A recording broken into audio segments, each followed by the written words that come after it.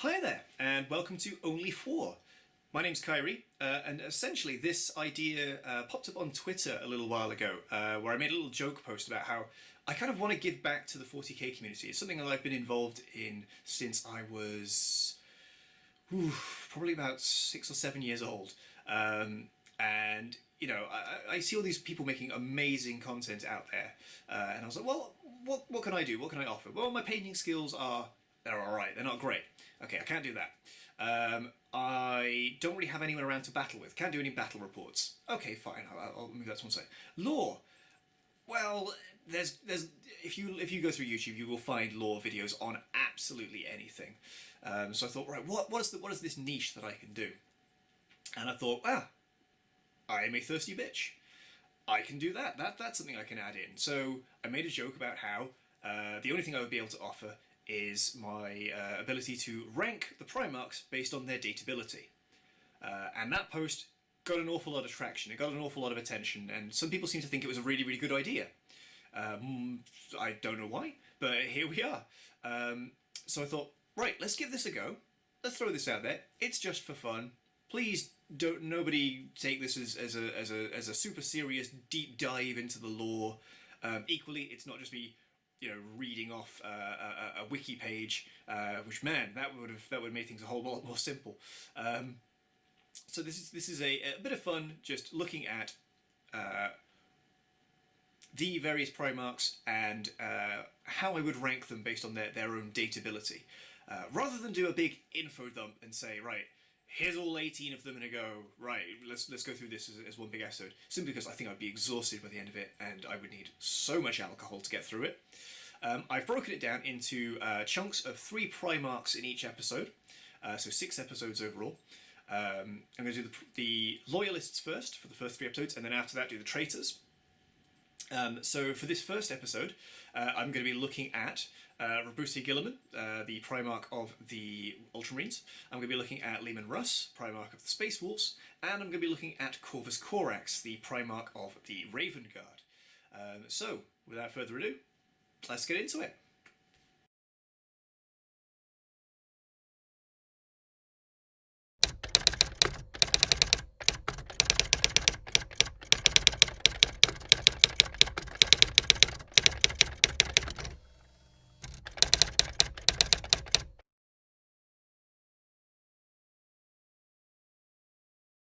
Like his fellow Primarchs, Roboute Guilliman was cast to the galactic winds by the Chaos Gods when he was just a tiny monster baby in a tube. He landed on the planet of Macragge, which just imagine Imperial Rome with spaceships and you're there. Guilliman was raised by a loving family in the business of politics until his father was murdered and he took up the opportunity to become ruler. The Emperor found him and put him in charge of the Ultramarines. He made a name for himself with his statesman-like ways, his tactical prowess, and his diplomacy.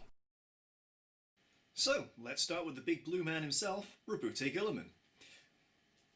I figured Roboute would be the best person to start with here because of much the same reasons that the Ultramarines movie sort of focused therein when it came to making a Space Marines film. The idea being you can introduce the super soldier concept and the 40k lore and Space Marines without having to also explain why they're vampires or why they're space Vikings or any of the sort of the other gimmicks that the other chapters have. But how does Roboute do in terms of dateability? Let's take a look. What would the average date be like with Roboute Guilliman? This is where I think he's going to fall at the first hurdle here, because Roboute is going to be very much doing things by the book and by his book. He knows exactly what works and what doesn't work when he does what he does. So he's not going to be asking you, hey, what's a nice restaurant you like to go to? What's your favourite kind of food? What's the sort of film you want to do? He's going to go, right, we're going to do a movie and we're going to do a restaurant because that is how a date works. We're going to do my favourite restaurant because I know it's a good place, I know what to do, and we're going to go and see a film that is, generally accepted to be good, it's getting some good reviews, but it's nothing too controversial. There's nothing going on there that sort of could potentially put a sour note on the evening. It may not necessarily be a great movie, but it certainly won't spoil anything. So, very, very middle of the road. I feel like it seems like it's going to be kind of a stereotype to say this, but I'm going to have to give Guilliman a 5 out of 10 for this one, right down the middle. Next up, we've got his dress sense and general level of hygiene. You know what? I can't fault him necessarily for this one in terms of hygiene. I feel like Guilliman he is the statesman. He always has to be very much front and center. He's got to be seen as the man in charge, very clean cut. I mean, that is very much the way you would describe Guilliman, is clean cut. So he's going to have a very, very good sense of hygiene there. However, for his dress sense, there is certainly something to be said for a man in a suit. We all love a man in a suit, but when that man is wearing a suit every day, that might be a problem. That then it takes away a little bit of the luster there. He is very much a politician. He has to be seen to be putting in the best effort. And for that regard, I think he's going to be, if he's not in the power armor or he's not in his toga from Macragge, then it's going to be a suit. And too much of that every day is probably going to put a sort of a kink in the matter. It's still a nice suit, I'm sure. So I'm gonna give Guilliman the benefit of the doubt here and say an 8 out of 10 for dress sense and hygiene. So next up we come to a very important matter: fuckability. Now, really, there's only one way to sum this up for Guilliman, and unfortunately that is, I hope you like missionary position. For Guilliman's method, it works. It gets the job done. It gets his job done. If that's not to your liking, well, then maybe there's something wrong there. Oh, you weren't satisfied? Maybe you just don't know. Maybe you're just not doing this right. He knows exactly what he's doing. He's read several books about the matter, and he is going to absolutely play to those strengths 100%. So unfortunately, this is one of those realms where going straight down the middle and being middle of the road is really going to hurt you in this regard. I'm going to have to give Guilliman a 3 out of 10 on this, just so that you got to have a little bit of excitement there. This is one of those realms where you have to have that. Next up, we've got his sense of humour and general personability.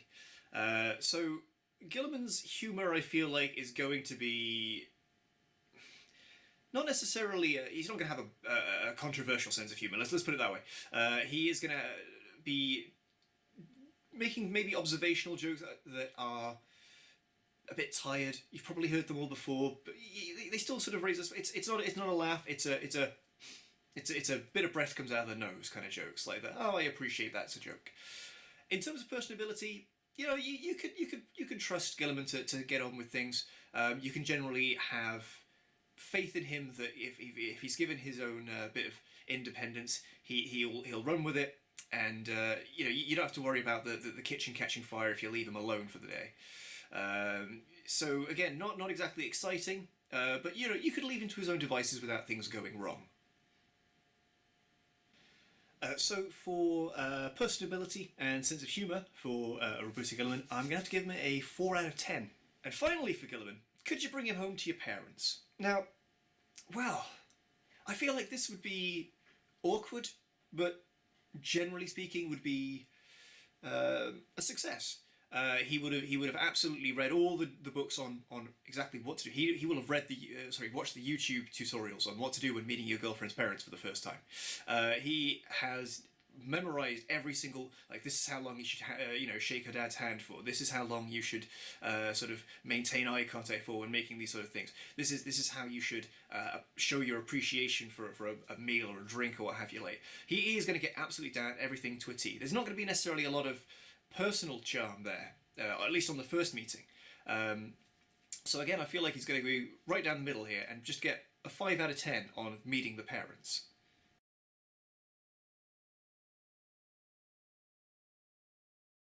The Leman Russ battle tank is the mainstay heavy tank of the Imperial Armed Forces, named for the Primarch of...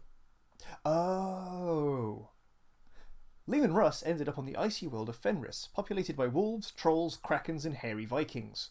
As the young Russ grew into a 10-foot-tall killamajig, he quickly earned the respect and fealty of the locals. The Emperor arrived to put Russ in charge of the Space Wolves. Russ, drunk off his ass, took the opportunity to pick a fight with the glowing space god. The Emperor won, and Russ became his loyal son and attack dog. Okay, so next up we have King of the Space Vikings, Leman Russ of the Space Wolves. So Russ, this is going to be sort of much more sort of wild highs and lows, I feel like. Russ has definitely going to be pulling straight. He's definitely going to be pulling straight ahead in terms of the date side of things. Like that first date, if it's your sort of thing, and for me this is definitely my sort of thing. There's going to be a lot of drinking.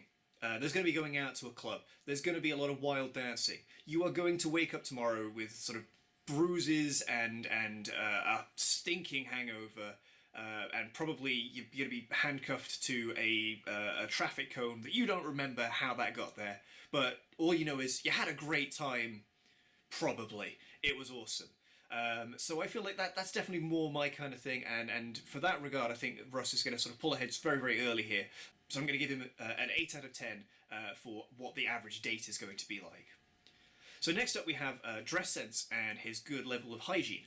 So again, you're necessarily looking at a sort of a lot of the artwork for Russ and thinking, big burly space barbarian. You think, well, maybe there's going to be sort of some points there in terms of going against him for hygiene. But then, the Vikings were apparently quite well known for their, sort of the self-care rituals, certainly as compared to sort of the other groups around them at the time. So, clearly looking at some of that artwork, that man takes good care of his hair and beard. Like, there is no... That man isn't neglecting any kind of sort of hygiene in that regard. And he certainly looks after himself in terms of health, whether that be exercise or, I mean, certainly he could stand to maybe sort of cut down on the drinking a little bit, but, we can't have everything. Dress sense, I feel like this maybe could hurt him a little bit in terms of you've got to kind of be comfortable with a man who wears actual fur. Now, for me, that is kind of a deal breaker. Maybe not necessarily for you, but hey, this is my show, so maybe your values may differ on this one. I'm going to knock him down to a 6 out of 10 based on that. So good hygiene, but the clothing that really might be a kicker. So fuckability for Leman Russ.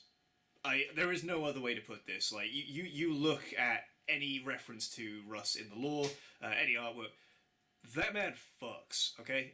That man gets it. He is going to be sort of versed, he's going to be experienced, he's going to know exactly what to do. You're going to have a great time. I'm definitely going to be sort of ranking him highly. In terms of this, maybe sort of the rough stuff might not be for you, but hey, I'd say giving him a 9 out of 10 on this one would be probably quite spot on here. So now we've got the sense of humour and the personability for Russ. I feel like, yeah, he is absolutely going to have a great sense of humour. He's going to have sort of all the jokes, all the old war stories, all the sort of songs and poems that sort of have a bit of a bawdy element to them. I think that's going to go down really, really well with most of the people I know anyway. But in terms of personability, we've already discussed that Russ is quite loud, in-your-face, centre of attention. Maybe that's not necessarily what you want in a prospective partner. I mean, I know for certain I prefer to be the centre of attention. Maybe we could do a sort of a power couple thing here, but, it's going to pull him back a little bit in terms of, sort of, let's sort of be on the same page here. So in that regard, I would say an 8 out of 10 for Russ. And finally, bringing him home to meet your parents. I feel like this would go really well. Russ would be a riot. He would be, he'd be sort of squeezing that hand in as he goes for the handshake. He'd be making sort of, not necessarily crude. He'd be making quite polite passes at your mother. He'd be just charming and a little bit roguish, and I feel like that's definitely where he's going to sort of have his strengths. He's absolutely going to sort of be in his element there. So for that regard, again, 8 out of 10 for Russ on this one. Very, very good work there.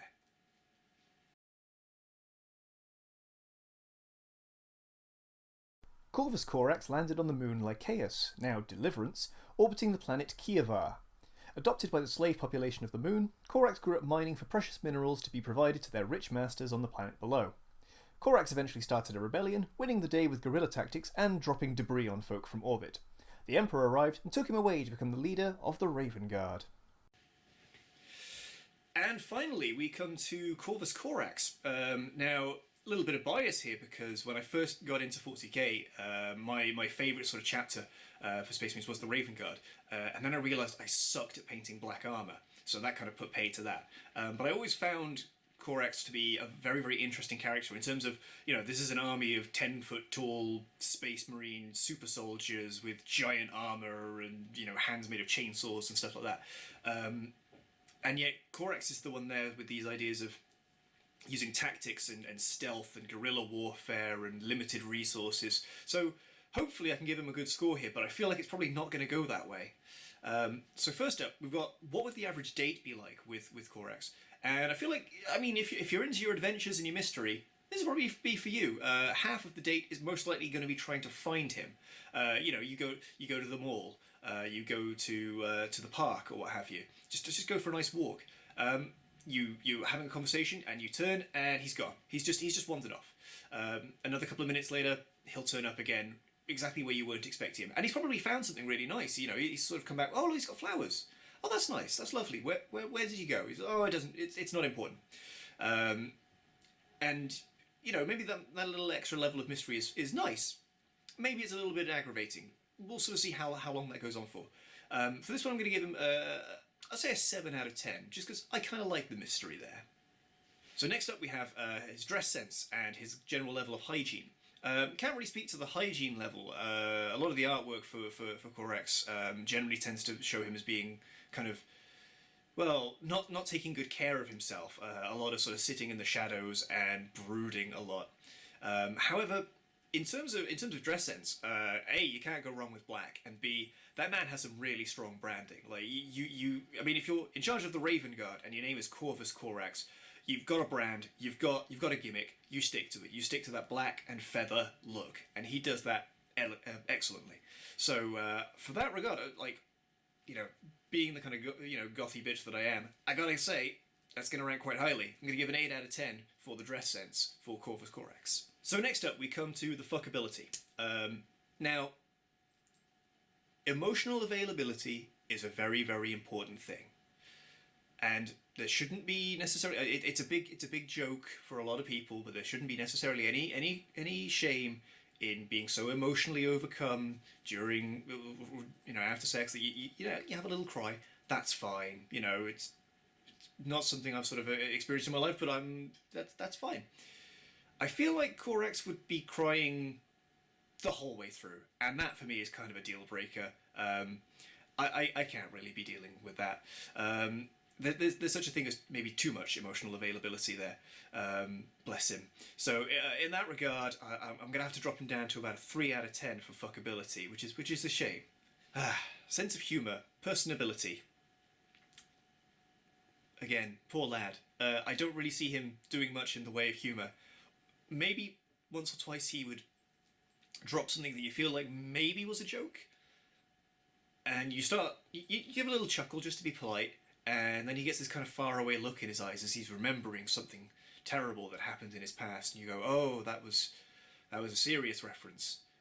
Oh, I can never really tell with that. It's the inscrutable expression of Corvus Corax. And again, in terms of personability, he's so insular. He's so to himself. Like, again, you could there are certain people that definitely gels with. You can just kind of be apart. You can let each other do your own thing. I feel like maybe Corax needs someone to kind of be there with him that can maybe get him out of his room every now and again. Maybe stop him from making horrifying genetic monsters. So I feel like he needs a little bit of oversight. Obviously, a relationship is a very important thing. There's a lot of give and take, and it's a partnership. But there needs to be a certain level of responsibility that the person dating Corax takes here, if only just to stop him from shooting himself into space. So in this regard, unfortunately, I'm just going to have to, for my own personal preference here, give Corvus a 2 out of 10. And finally, meeting the parents. I feel like this would be a really weird one. You sort of bring out the idea of course, meeting your parents, at which point he would bring out a very, very detailed dossier on exactly what their preferences are and everything, from food to movies to like the time of day that would be best to go and meet them. And then he'd reveal that he'd already gone and met them, and that it had gone really, really well. Using a limited amount of resources, he had managed to win them over, and it's absolutely fine. Everything's sorted. Probably best not to follow up on that. They're absolutely fine. They're just out of the country for a little while, and I'm sure they'll be okay. So in this regard, just to stop any questions being asked, I will give him a 5 out of 10.